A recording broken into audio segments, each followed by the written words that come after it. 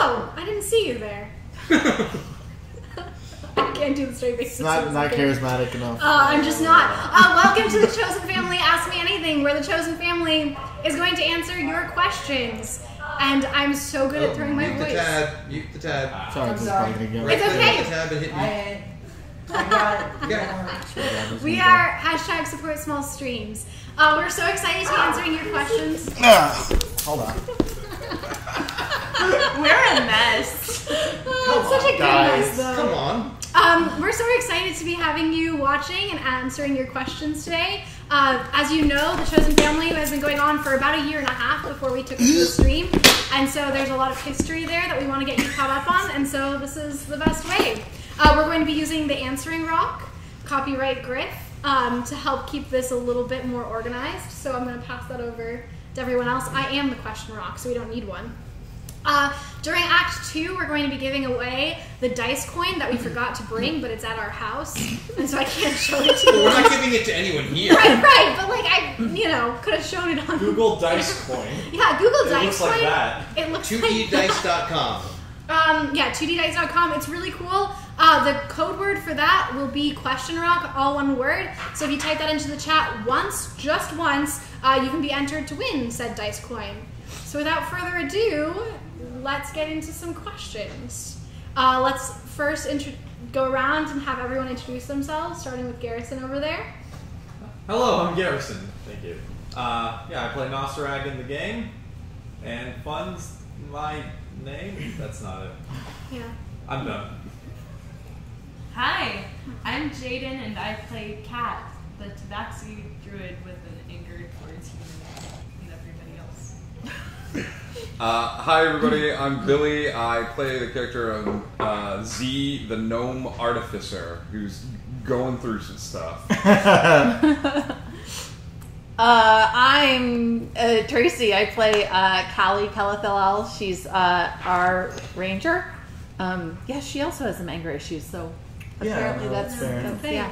Both worship the same god. I'm John. I play Reardon. And that's all I am at liberty to say. I love you. And then finally, And I'm Brian. I am the dungeon master of this motley crew of crusaders, and I play everybody else that they encounter. Sometimes several at once if they're feeling cruel. And we are. yeah. So just to let you know, for the first half of this AMA, we're going to be trying our best to exclusively answer questions about events that happened before the stream started. So if you're not caught up, you can watch the first hour or so without hopefully any spoilers. And then we'll be getting into some of the more recent events that you might have questions about after the break. Without further ado, let's get started. So my first question for everyone is, how did you first start playing D&D? Actually, I kind of know the answer. Raise your hand if your first time playing D&D was this campaign. Garrison? Come on, really? Garrison. Well, I mean, Combo I breaker. played like 2 sessions. Okay. This is my first like long-term like actually playing, but I had played before. All right. Well, we'll consider you the expert then. Oh, thank you. So that question came up in the chat, but yeah, this has been pretty much everyone here's first game except for yours. How long have you been DMing? DMing? Or playing? Well, actually, I probably almost the same amount of time for both, because back when I started, there weren't a lot of people. So if you wanted to have a game, odds are you had to know how to DM. 39 years, give or take. Yeah. And how does this campaign differ from other campaigns that you've run? This one is the most character and story focused. I mean, I always go character and story focused in my campaigns, but this group of players has really committed to that idea, and we've gotten a lot of good story development and a lot of good character growth over the last 1.5 years that's made it a very interesting experience. Yeah, it's been fun to watch. So now I'm going to kind of try to go into some of your backstories. What has been the biggest, most defining moment in your backstories?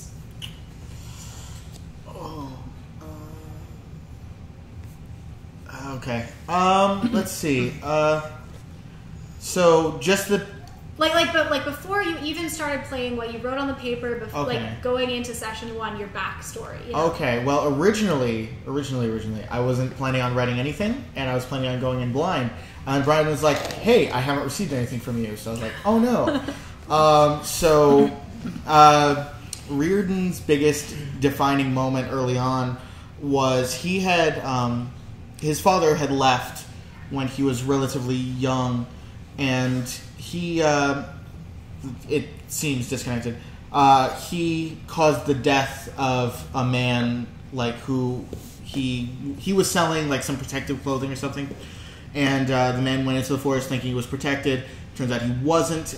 He was going in to save his son, and so Reardon kind of took that really hard because it's like, oh, a father's love and sacrifice, which is more defining than I thought as I think about it. Who wants to go next? I'll go. Yeah, so Nostrag was kind of a small-time, con man, crook sort of deal, just, no good, just wanted money for himself, and he wasn't even that good at it. His, changing moment came when, a paladin of Bahamut came by, and Nostrag got this idea, oh man, I got it, the biggest scam of all, the religious scam. I'm gonna tell all these people I work for Bahamut, get their money, and be like, you'll be blessed! And then just scamper off. That'll be my big one. Some bandits were coming to town, and people were like, "Nostrag, you're a cleric, you say? Can't you do something about it?" He's like, "Sure I am. I'll just pray." And then he did. And then all the bandits were killed, and he's like, "Oh God, I am a cleric." And then he started calling Path Bahamut. That was his defining moment. It's oh man, I guess I have to be a good person now. / whole backstory. Yeah. Hey, that was one moment. So Kat, she belonged to this Tabaxi clan. When she was about 5 or 6, her entire clan got murdered, and she saw her own parents killed before her very eyes by these dark elves, these drow. But I wouldn't say that's her major defining moment, because later in life she had this mentor named Glenda Dawnmeadow. And Glenda Dawnmeadow was a druid who taught her a majority of what she knew, how to survive on her own, and then Glenda Dawnmeadow was killed by none other than the drow themselves. So that really kind of solidified Kat as this vengeful person, this I'm haunted by the past, so I just need to kill off anything that's haunting me. And it was one particular drow house that killed both, wasn't it? Yeah, it was the Bainra. The Banry. Banry. There's different houses? It was the Slytherins. They killed. Oh, they're all drow are Slytherins. All drow are Slytherins. They're all confirmed. Yeah. Yeah. So They just have multiple Slytherin houses in the drow world. Yes, of course. So I would say that would be one of the most defining things. Yeah.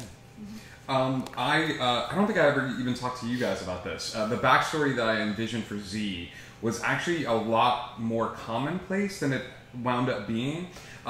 Z was going to come from very modest beginnings and not have any sort of tragic thing. Z's parents are still alive, they just never got him and stuff like that. In the Artificer background, when you get into it, it specifically asks you to come up with an arch nemesis. And once I read that, I had to go back and change Z's backstory. And that's where I put Greyer Turn coming in and came up with... They would never be a big defining part of a campaign. Nah. So you're saying Greyer Turn is your fault? Greyer Turn was something I came up You with, but it mother- was you who have turned him into the evil character we all know and hate today. Ooh, okay, so for Callie, gosh, this gets really weird into her backstory, but it was probably finding out that the death of almost all of the Moon Elves was something that she may or may not have been able to prevent.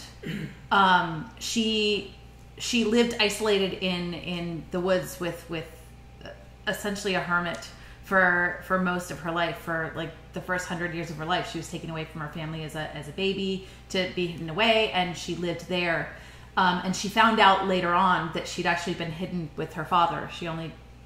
She did not know that he was her father. He'd never presented himself as her father. Her mother was still alive. Her mother had had a vision and had put her there to protect her. So feeling like her family betrayed her, and as much as she trained all her life to be a fighter, and that in the past 2 years of her life, these horrific events had happened that she could have helped to prevent, only nobody gave her the information she needed in order to be able to help in the fight and help to prevent that.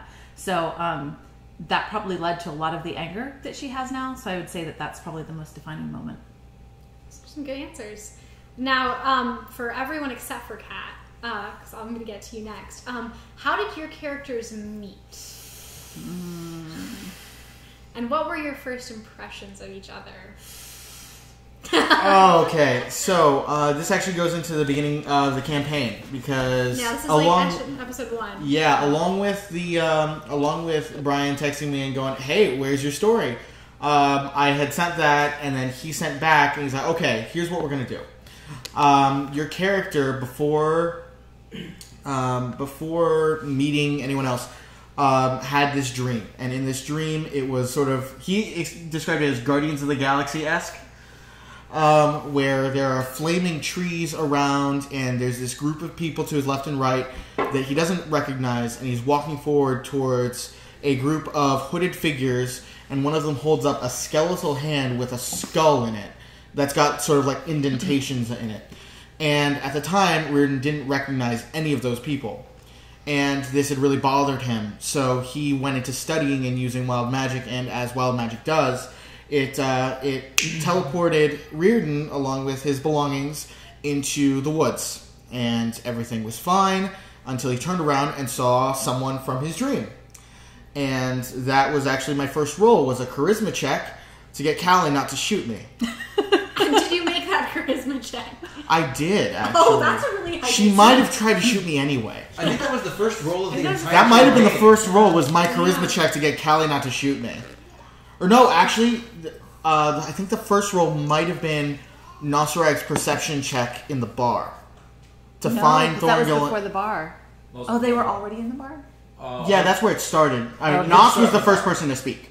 Yeah. But yeah, it was us shut up. running into each other, and we were actually, out of everyone, we're the last group that actually still has the first contact pair in the game. So, yeah.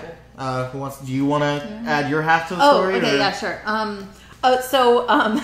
Yeah, as she's going off to find her father that she doesn't know is her father, he's just her guardian, she meets Reardon in the woods, and begrudgingly trusts him enough to join up with him for a while, and then ends up in a bar where everyone else was. And she kind of goes into the back corner and hangs out and just kind of sits in the shadows because she is not going to have anything to do with any of these people. And the only reason that she joined them, the only reason that she got up, because they started this big old fight and there were tables being broken and all this stuff, and she's just sitting in the back. She is having nothing to do with these idiots.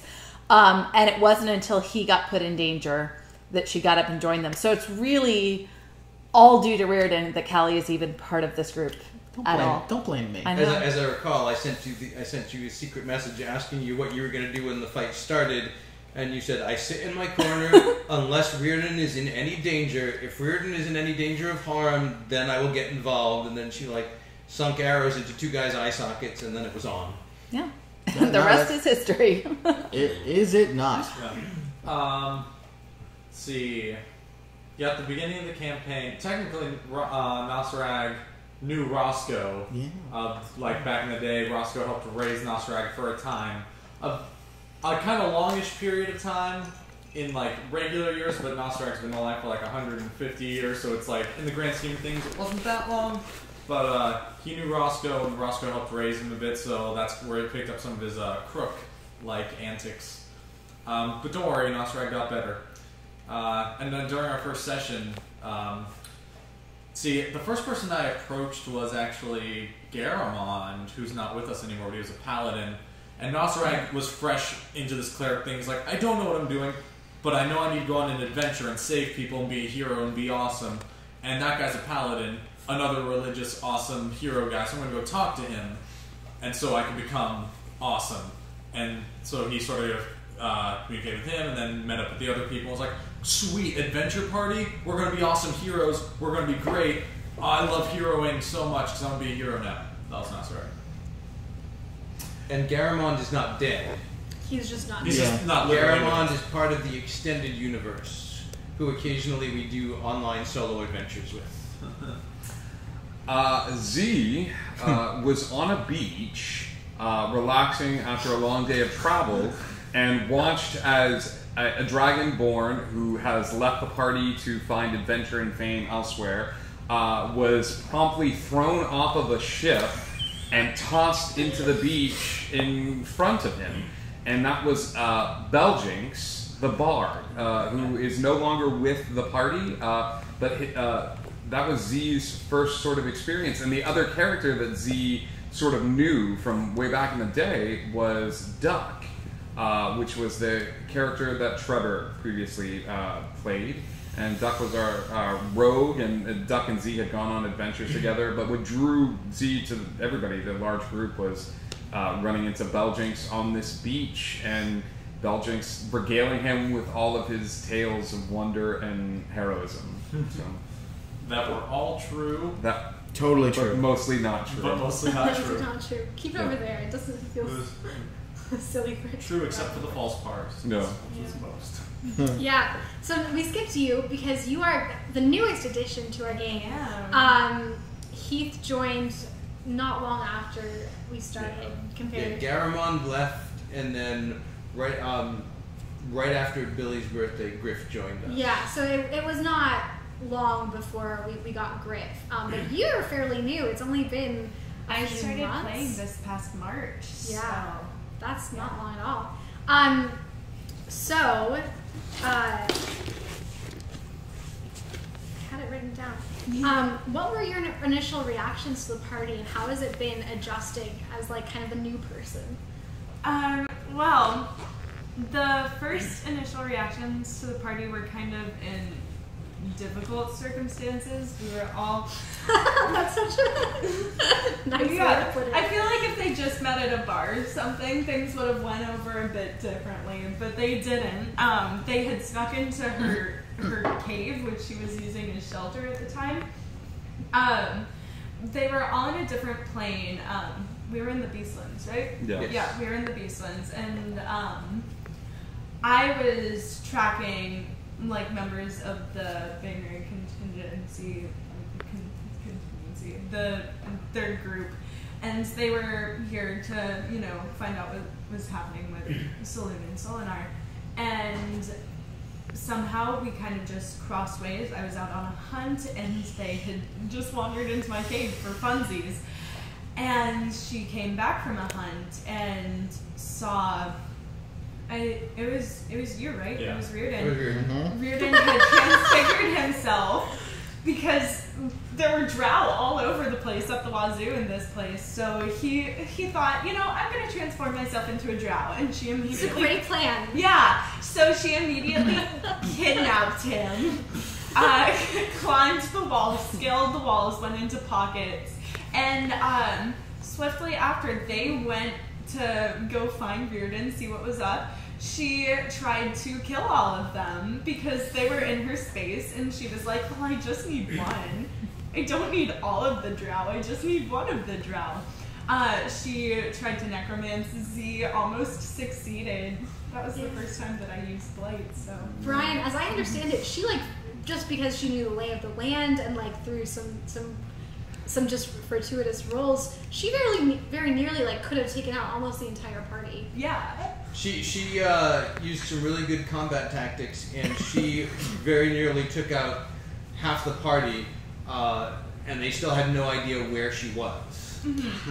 It was a really, really fun strategy because I was like, well, can they see me if I just climb up farther? No? Great, that's what I'm doing. Yeah. So, she almost swiped out a lot of people. They started to get away, and finally, Callie said something about Saloon, which is Cat's goddess too, and she was like, oh, okay, well, I'm sorry, I guess. I guess I'll join you. So It was one of those rare occasions where a player derails the session. That never Super ever rare. That happens. never happens with us. Oh, excuse me. You need to. Let's say this is a little bit of a far-fetched scenario, but let's say that your character dies and you need to make a new one. What are you playing?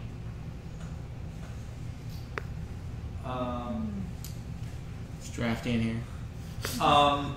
So I had this plan to play this swashbuckler. I forgot about that. Trevor and I actually were in a contest with each other. Who could die first so we could play this new swashbuckling character? And Trevor's like, one session just gave up on Doug and made a new character. And it was awesome, but I was like, oh, I wanted this swashbuckler.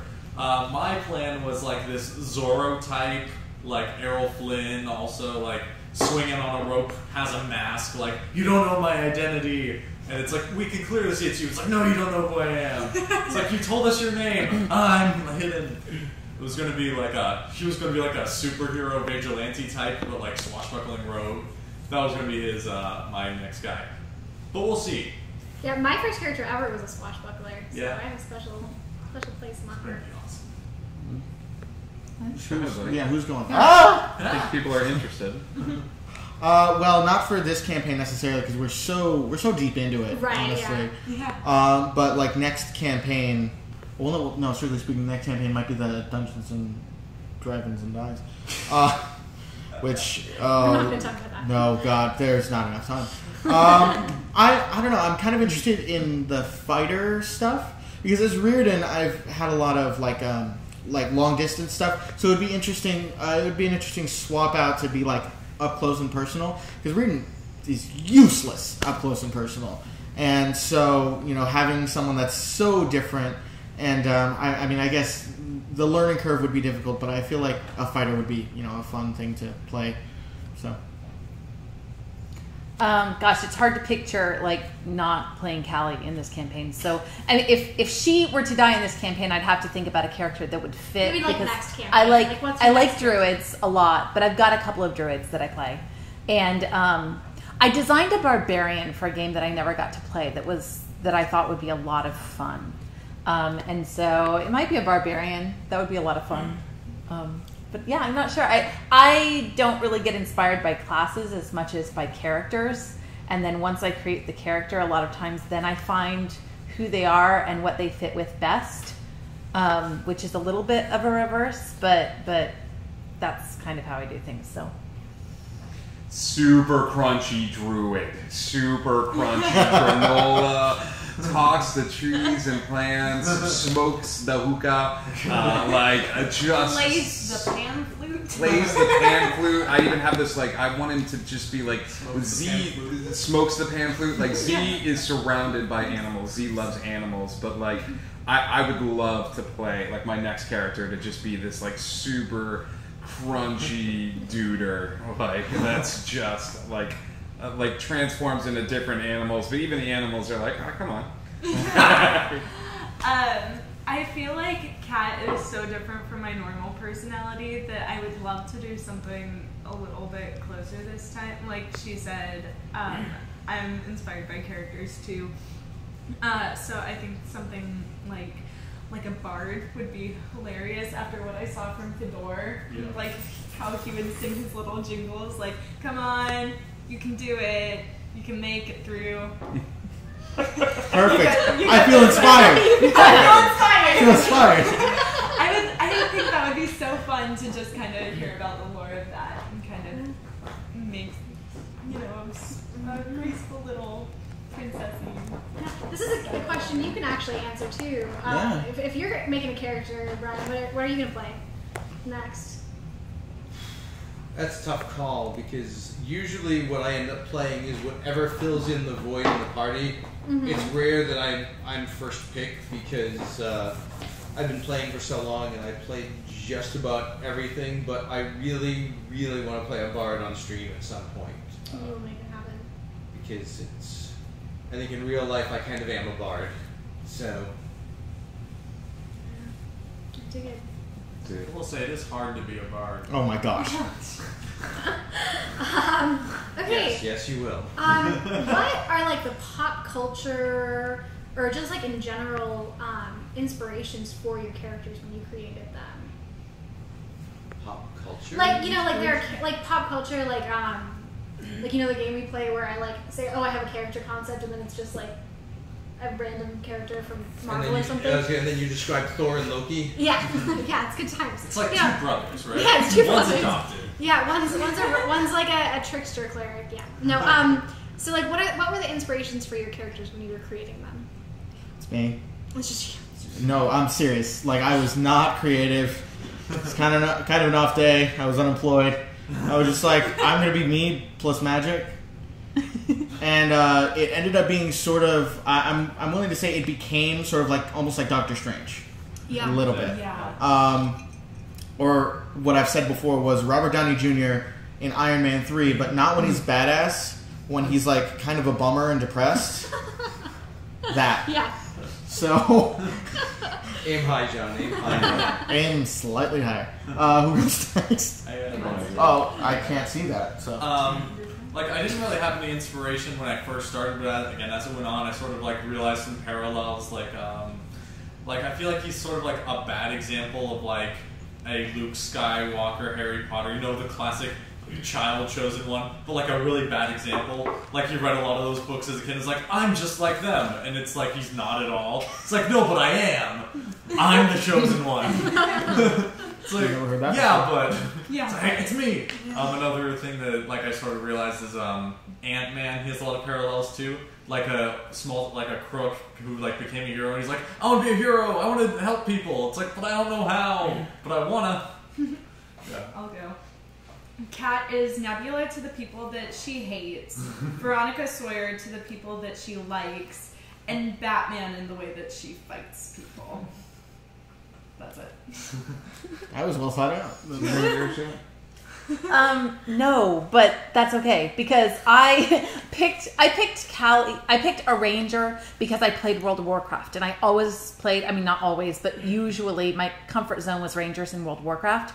And then I ended up creating a ranger that was nothing like the rangers in World of Warcraft because I always had my pet, and like my tiger would go after people, and then I would fire like arrows from a distance. And Callie is not at all like that. She rarely uses a bow and arrow. She's really more of a fighter than a ranger at times. She really But uses a tiger.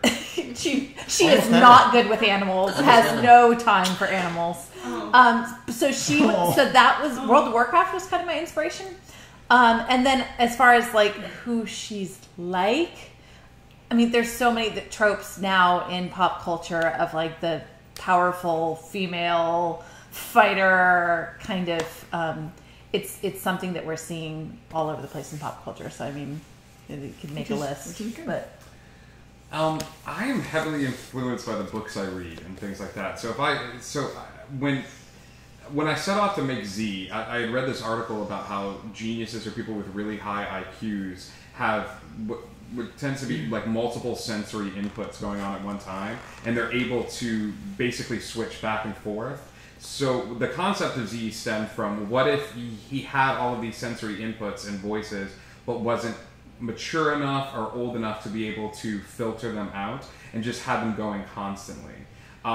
And like literary, like he started off as Butters in the Harry Dresden novel, like just kind of like glasses, like clever, smart, like coming up with inventions on the fly. But I find myself as he's getting older and as he's getting a little bit beaten down and wary and losing everybody in his life that he sort of cares about, he's turning more into Harry Dresden and like turning more into the side of like making deals to protect the people he loves and this ambiguous gray color that's starting to filter this perception of what he once started as. So, but that's probably the only influences that I can think of at the moment. All right. What has been one of the most memorable encounters or sessions or just moments for your character that happened pre-stream? Jesus Christ. I did not know. I'll take that if you want to. Okay. So what was the question again? How was it phrased? Okay, so what has been one of the most memorable Okay. moments or encounters or sessions for your character? I would have to say there was a really memorable moment, and it was a more powerful moment because through the story, Ruden's father died and his body was in the hands of Greater Turin, and through some trading, we traded away something that we, in hindsight, probably shouldn't have. In exchange for Rosie and Callie's dad and the body of Reardon's father. And so we had taken him to a priest or something who had done some kind of spell that, you know, we could ask him like 4 or 5 questions, and he would be able to answer them because like we still needed information, and as difficult as that was. And so how many questions was it? Like 4 or 5? I think it was 4. Okay. So, and he had like 10 minutes to answer them. But the thing is, as soon as he answered the 4 questions, he was gone. So we had like pre-planned all the questions that we were going to ask. And Reardon asked 3 of them. And then he stopped for like a moment and just had the heart-to-heart with his father that he sort of never was able to. Because at that point, Aura had just been born. And there was a lot of weird stuff, and I'm sure we're going to tell the story in this stream. I think I held your hand. Yeah, no, it was a really intense moment, both for John and for Reardon, because Reardon held a lot of contention for his father, and didn't understand a lot of the actions he took. But when he had his own child, there was the moment of like, I'm sorry that I held such anger for you and you were just doing what you thought was right, and I hope that I can live up to that and be as good of a father as you were, even if I didn't appreciate it at the time. So that was a nice moment where it was put the bow on that little side quest there. And that was the session where you moved from being a rules-based player to a story-based player. Yeah, honestly, which was exciting for several of us to watch. And yeah, because I almost cried that night because it was pretty intense. Yeah, it was a good session. So next, I feel like we've got a thing going. Yeah, there's like a definite pattern. Yeah. Yeah, and I'm trying to remember. So much has happened. There's so many cool moments. I think one that was kind of like a turning point for Nosarag. I don't think it maybe even seemed like it too much from the outside, but it kind of influenced how I played him later. Is there was a session where we kind of met Chaudray, and Chaudray at the time was like this kind of floofy, sort of aloof, like, I'm a fancy man and I'm going to marry Callie as that is our tradition. And like sort of as a joke, like Z, Nosarag, and I think it was Beljinx or something, or Duck, maybe all of us, we're kind of like, oh, we're going on this cool adventure, you should come with. Like kind of like a we'll scare him off sort of thing. Like he'll see like adventure is dangerous and he'll be scared and run off. And Chaudray agreed, and we're like, oh, this is going to be hilarious. This floofy man's coming with us. And he brought some of his soldiers and like on the ship, and the ship got attacked. And many of Chaudray's soldiers and guards died. And Nosarag had a moment of, oh god, actions have repercussions. It was like a twofold, things I do can have serious repercussions, and also I can't save everyone, because he was the healer, and he got down there and they were already gone, and there was nothing he could do about it, and that's not something he experienced up till that point. So it was like a turning moment for him where he sort of learned, and I kind of changed the way I play him a bit. I still think he hasn't really learned that he can't save everyone. You're right. That might be something he has to deal with. Yeah, no, but I think that it's soon. been interesting watching his arc as he learns that he can't save everyone. Yeah. And figuring out the moral direction of him has been a really fun watch. It's not a lesson he's fully learned, but it was like a moment of that hit him. As for Kat, she, being a druid, has been very, very involved with her faith.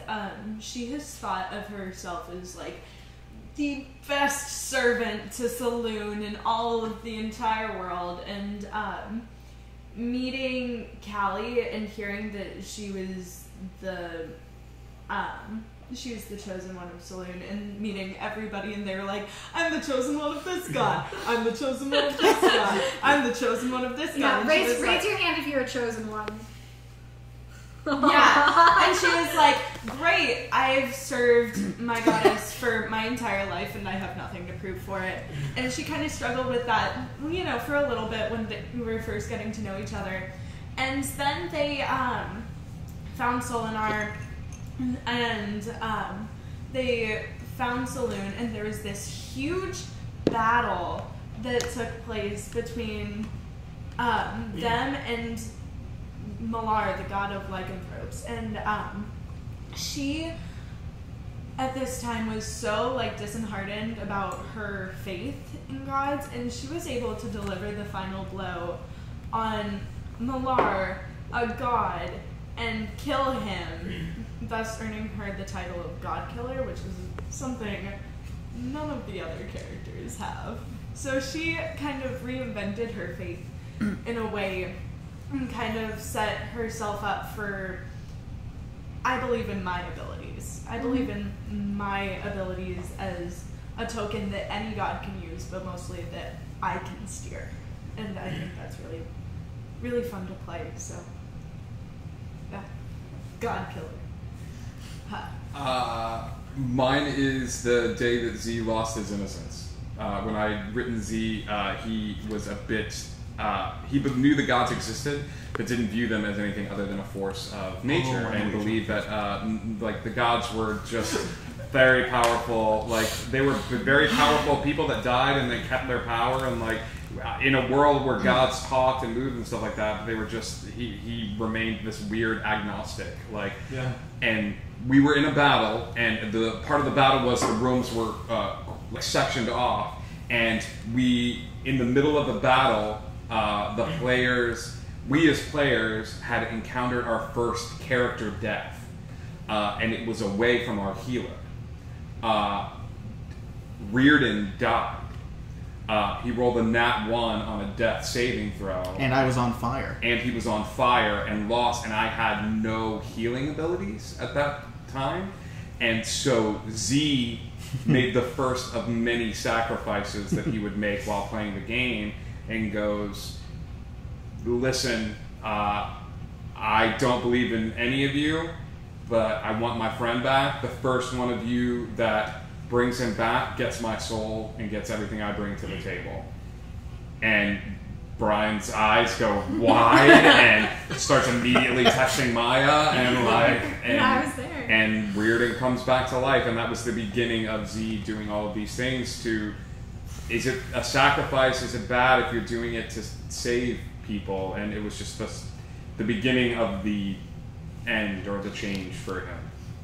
And I still remember the stunned silence from that nat 1 too. Yeah. It was, death was not real. It's like people went unconscious, people got healed, and it was like, another death save, John. Nat 1. It's like, nat 1. And you're on fire. I don't think you had the material component None of us to did. revivify. No, honestly, even if everyone was, together, and I'm sorry that you got the answer right. Yeah. Even if everyone was together, Reardon's dead. Yeah. And that was it.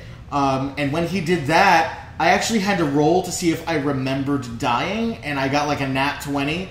So Reardon was very upset with Z for the longest time, because that was a dangerous sacrifice that he made. But it ended up working and brought us to where we are today, so... Mine is kind of a weird poll, because there are a lot of really significant moments that I can think of. Callie was always super confident in her interactions, like in fighting and things like that. But it was through having to deal for the first time with the Elven courts in Solaris, especially the Sun Elves, and it was a whole new territory for her. It was intimidating, and so she lost that confidence in dealing with especially Chaudre Senior, who is kind of higher up in that echelon of people, and she lost a lot of kind of the strength, the inner strength that she had through dealing with the Elven courts. And at some point, and part of this was because of other events that happened, she was able to kind of channel Selûne and Solinor at different times. And there was a moment where there was a confrontation between her and Chaudre's father, Chaudre Sr., and she channeled, I believe it was Selûne at the time. It may have been Solinor. No, it was Solinor because she was angry. And kind of turned the tables on him, and she took her power back. And through that, she kind of instigated a rebellion that's currently still happening in Solaris. When she goes, she's not really afraid of him anymore. She's taken the reins on that relationship and that situation, and she's making sure that what needs to happen there is happening. And so I think that was a really big defining moment for her, and so it was a big moment for me as a player. Yeah, no, can I continue to pick on you a little bit? Okay. We've talked about Chaudre a lot, but I don't know if everyone really knows. So how did you meet Chaudre? Ooh, I've got his and name. then how has, because he very much changed Callie as a character, so how has he changed her? And I'm not gonna read that. Can I? If you want to. And how do you think Callie would be different now if you had never had that story point? Okay. All right. So Chaudre came in because he was an arranged marriage for Callie, and she was not on board with that. She had found her mother by that point. I was not thrilled about the fact that neither her mother nor her father had ever informed her about this. In fact, after he arrived, Mom still didn't let her know that was the situation, just kind of sent her on outside for him to reveal that information to her. So it was not the best situation, and she was very angry at him. And the only reason he came along with our group was because everybody else thought it would be hilarious to invite Chaudre along. So he could continue to torment, not trying to torment, but torment Callie. It was hilarious. It was. We stand by that. And she basically fought and fought and fought and fought and fought with him until she realized that she didn't hate him anymore. In fact, she had developed feelings for him. So as far as the marriage goes, it was kind of an inadvertent marriage. She knew that there was a ceremony that she needed to perform, and I'm probably forgetting half the details of it, but it was in the Moonglade, and it had to do with finding out information about Selûne. And she knew that there was something that she needed to bring to this, and OC, there were a lot of different options that apparently I could have found for that, but what made sense in the storyline at the time, this thing that I needed to bring to that, was because there was a Selûne and Solinor had been torn asunder, and so she brought Chaudre, who was a sun elf, into this circle in the Moonglade. And they did a blood ritual, which she didn't really see as a blood ritual at the time, but it was essentially a hand fasting. They each cut their palm and joined it, and she tied it together. And I didn't realize at the time that was pretty much the definition of a hand fasting, or plus blood ritual, plus now they were married. So they made it official later on because they'd been engaged anyway, and it certainly made sense. But yeah, so that was kind of where that came from. He softened her a bit, but part of that was also her not rediscovering, but figuring out who she was as an elf, because she is not a very good elf. She's not a typical elf at all. And so in trying to be a part of that world, she changed a bit. But I think that what I'm also discovering about her is that sometimes people with their personalities, it's like they have to go a little bit, they go a little bit in this direction, and then they go a bit in this direction to kind of find that middle ground. And so what ended up happening with her was she was way over here in this extreme of all of this anger and stuff, and she mellowed out a little bit around him, but then he left. And she kind of went back in this direction. She's kind of finding a middle ground. She's figuring out who she is when he's there and when he's not there, and letting that be the same person, because for a long time that wasn't the same person. So, yeah. All right, if your character had to Freaky Friday style body swap with another character in the group, they can be like. Oh, am I still going first? In, sure, You're already they deciding can be I'm still going in first? the group or have parted. So it could have been like Fedor, who is a bard who has since left. It could have been Be an NPC. Yeah, it could be an NPC even So our head in their like in their body. It's not. You Yeah, got their powers though. You get their powers. Yeah, sweet. All right, that's Like if we or our character. your characters. Okay. no, God, not we. No. I'm gonna switch with Billy. Get out of my head. Ew. I don't know. I guess probably.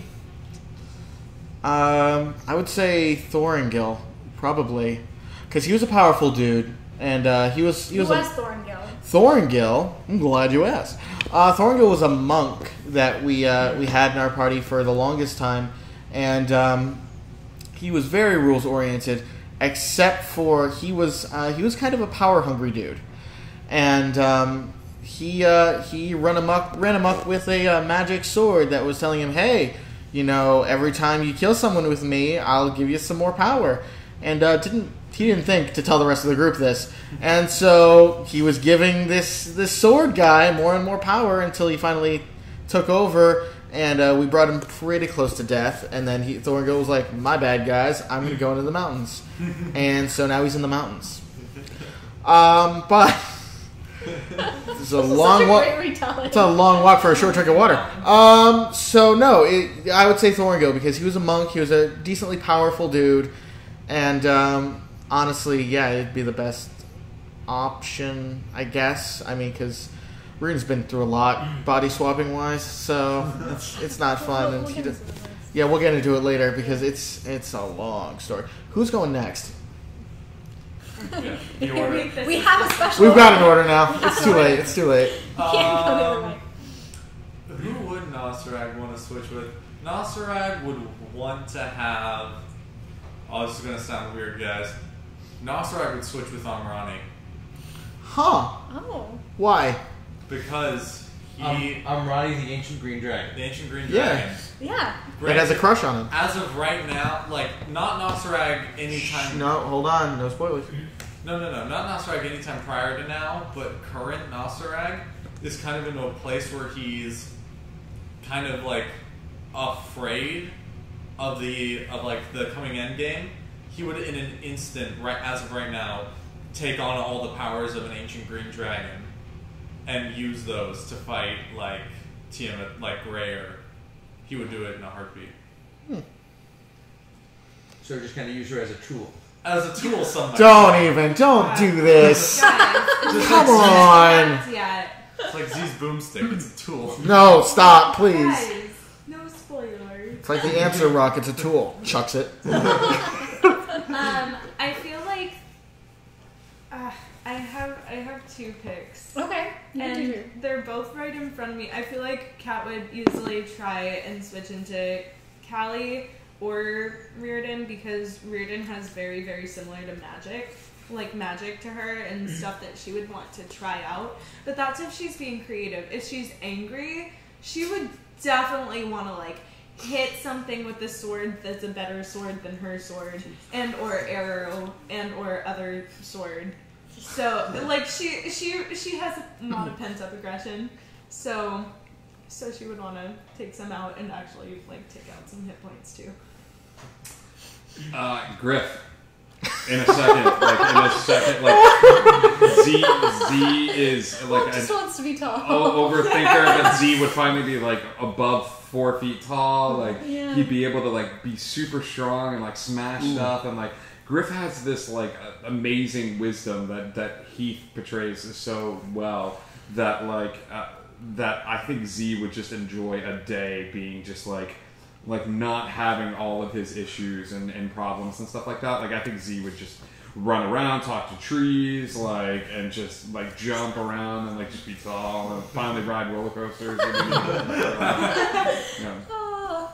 You took mine. I was gonna say Griff too because there's his character is so beautiful. I love it, and it's but she would enjoy the simplicity because things get really complex for her sometimes, and sometimes she just wants to hit something. And I think she would enjoy the simplicity of, it's time to hit something. I'm not going to think about it. I'm just going to hit it. Okay, it's time to stop hitting things. I'm going to go over and make tea out of dirt until it's time to hit things again, and now I'll hit things. So I think that she would enjoy that the beauty in that simplicity. I've got a question that's sort of just... Brian, if you could control any of our characters, if you could play as any of our characters, who would you choose? Oh. You know, I do not know.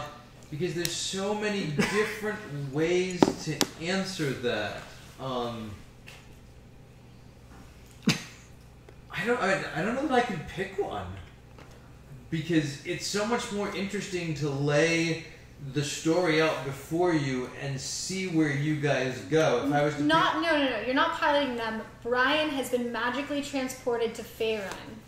What? And that's the name of the world we're in. I know. Brian, your mind. Well, I don't know if that's Take what a note John's of that. question is. Well, he was like, no. I'm changing John's question. I'm making it That's better. fine. Do that. There you go. Love you, John. No, so like you are like your brain as Brian has been physically transported, and now you are in a member of the chosen family's bodies.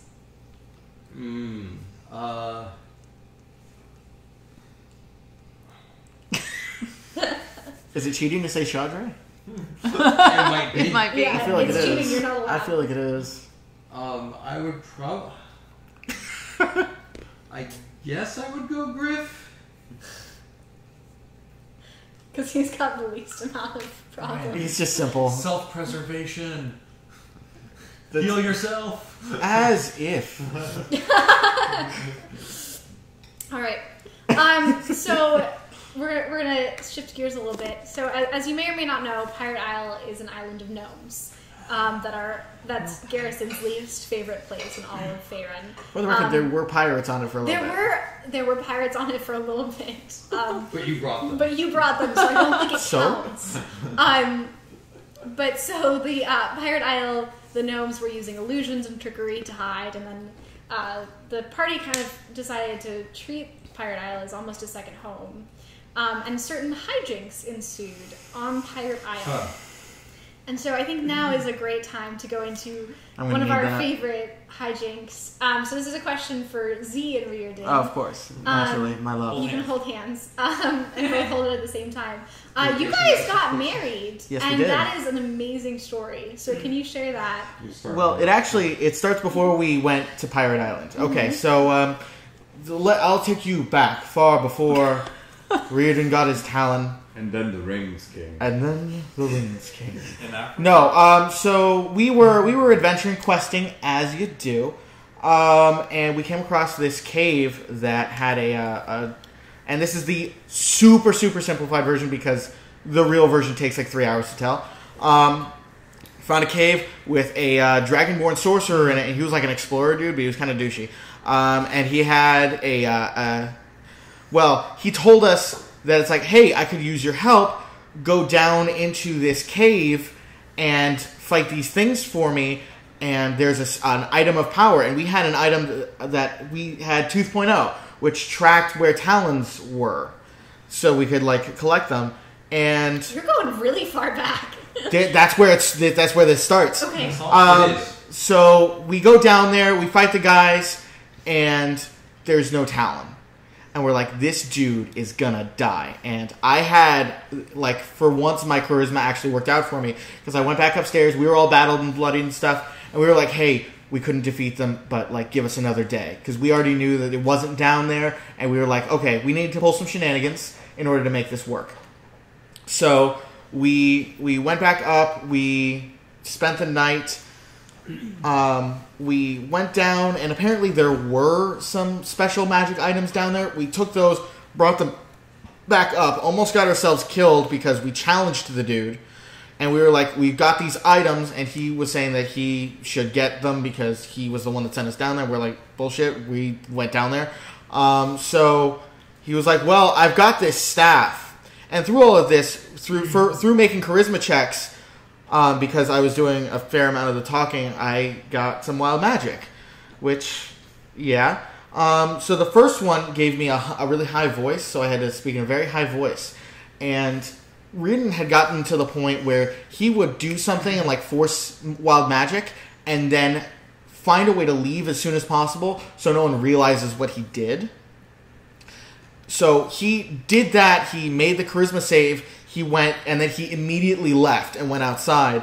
Z followed, and he has something that Ioun gives him, which is like the truth something, where it's almost like a zone of truth, but it's kind of hit or miss, where you need to make a wisdom save, and if you don't succeed, then you will have to say like a secret that you're trying to hold in. And my voice was high, so really opening my mouth would have done the trick.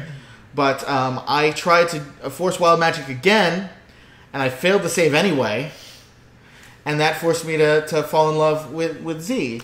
And like honestly, like we were close already. I mean, you had already risked your life, and I that was after I had died, and you had brought me back. So we were already pretty close. So honestly, if it was anyone, I'm happy it was you. Because I don't know how it would have worked out otherwise. So through some trading and letting go of some items we probably shouldn't have, we got the Talon, and we went back to Pirate Island. And when we were there, like we went to sleep, we woke back up, and I was still in love with Z. We went to the local temple for to try to see if we can find any way to reverse the spell. And the cleric lady was like, well, we could try this, we could try that, nothing worked. And so Billy and I were like, well, in a fairy tale, true love's kiss does it. So we kissed. And it wasn't awful, I gotta say. I mean, the characters kiss too. Oh yeah, the characters kiss too. No, my bad. I should have led with that. And so the cleric was like, wow, that was beautiful. You guys are married now. And, of course, Reardon, still being in love with Z, was like, hell yeah, we are. And Z was less thrilled and ran from the temple. But Reardon, in one of my proudest moments, flew. He used cast fly on himself, flew out of the church, picked up Z, and went soaring. Z is like struggling, and he actually gets free. I ended fly on myself. I dove for him, like as we're falling through the air. I cast fly at a higher level so both of us could fly, and we had a nice romantic fly around around Pirate Island. Yeah, it was pretty nice. And this is also when Should we continue this story? Yeah, I was gonna say, why don't we let Billy All right, so let's let Billy finish the story. Yeah, do you want to finish this story? Sure. Because there's also the contraceptive potion thing. Sure. This is a good story. During our time on Pirate Island, after Z sort of resigned himself that Reardon was going to be in love with him, and that it wasn't the worst thing in the world. Like Z and Reardon were very close, and I never sort of wondered about like a relationship between Reardon and Z, but like if this was a permanent thing, like Z was kind of coming to grips with that. Reardon and I went to a potions shop where Reardon was buying, I think, contraceptive potions. This was long before. This was long before he had bought some contraceptive. It was a joke. Potions. It was a joke thing. That he was going to give to Callie as a joke, like, "Hey, you and Chaudhry have fun. Like, use the contraceptive potion." And then because that would have gone well. And then I blamed Z actually. And then blamed Z, but Z still was a big fan of Reardon. So what happened was Ross, no, Duck, yeah, right? This was when Duck Long talked time to ago. the known person that was selling potions, and basically devised a potion that would make someone pregnant, like immediately pregnant. So like they would take a portion of one person, put it in the potion. Whoever drank the potion would be pregnant, and it would be a child between the two beings, and. Duck played the joke on Reardon. Yeah. Reardon drank the potion. I tried so hard not to drink that potion. Became pregnant, and the pregnancy started growing like at a super expanded rate. And when Duck explained the potion to him, to everyone, Z freaked out because he was the father. And Reardon actually went not too far after that and had his sex changed so that he could give the baby an outlet, and like an exit ramp,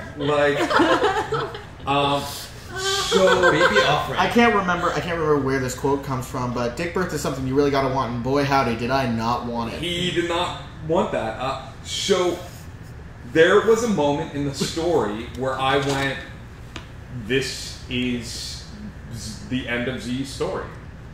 Like, whether it was a practical joke or not, like, I'm staying on the island and I'm raising this child. Because it's going to be a half gnome, half elf. Like, it'll be, like, the first of its kind. And I didn't want it to be as alone as Z had felt growing up, being, like, super smart and stuff. So, so I told Brian, I was like, I'm messaging him as Reardon is giving birth and being like, I'm sorry, pal. Like, also, can we discuss the fact that, like, because we had actually poured out a shot, and Maya and Brian were so confident that I wouldn't do it, I would find some way out of it. I took the shot. They both stand up and go, guys, we don't have a plan for this. And they had to leave the room. So the story turns out later that the potion shop owner played a trick on Duck, and it was actually Duck's baby and Reardon's baby. But Definitely still mine. Reardon gave birth to the baby, and Z was happy but a little sad at the same time because I think he got a taste of fatherhood, be it prematurely, and ever since then, Z and Reardon have been close. Like, Reardon works in the shop, like in the workshop with them and stuff like that. But it was a effed up story. Oh, from the God, minds of it was Maya so and bad. Brian. This was like almost exactly a year ago They're no because this longer happened married. last. Well, no, it was on New Year's. This was our New Oh, this Year's was the story. New Year's story. Yeah. Reardon then took papers, and the two of them got divorced. Yeah, we got divorced. Basically, I was nursing. Yeah. And Z comes in and he's like, hey, I know it's not the right time, but there's divorce papers. And I actually, because I was supposed to be still in love with him, I talked my way out of wild magic because I was like, no, the pain of childbirth clears wild magic. And Brian was like, you know what? Yeah, okay, I'll take that. That's fair. Yeah. And so I was like, hell yes, I'll sign this. You know, like, it's... So, Yeah. but yeah, that's it. I don't know. It's... There's an alternate reality where Z and Reardon Reardon are have to- still living on Pirate Island. Just having a happy little life. Very happy with their child, and like the heroes come and eventually come like And they'd be like, "Oh, hey, guys." They build inventions for them. They Yeah. do potions for them. But like I told them, like, it was the weirdest thing from an RP standpoint. Oh, God, yeah. I was like, well, I'm done. I had a good run. I'll start writing up a new character. And Brian's like, no, what are you talking about? I was like, no, I have a child. Like, I'm taking, like, I'm not going to be like, wow, cool kid, bye. Like, Thanks. That's exactly what I did. Like, but we're see every character is going to be different. Yeah, right? yeah. Like, yeah, no, as like weird and fucked up as that whole situation was, there was some really beautiful roleplay, and there was some really interesting character development that kind of spawned from that. Yeah. The character did spawn from that. Yeah. But She's a bard. with that, we are going to go to intermission and take a brief break. When we come back, we're going to start. I don't know what you're mouthing to me, Josh. I'm sorry. You're behind umbrellas. Yeah, I can barely see you.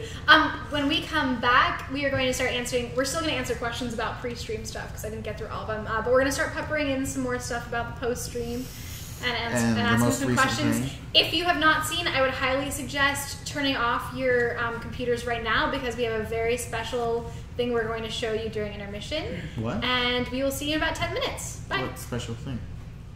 Up here with Maliki, there's no scorn. You trade your legs for a unicorn horn. And once we've all said our goodbye, you counterspell, disintegrate, and die.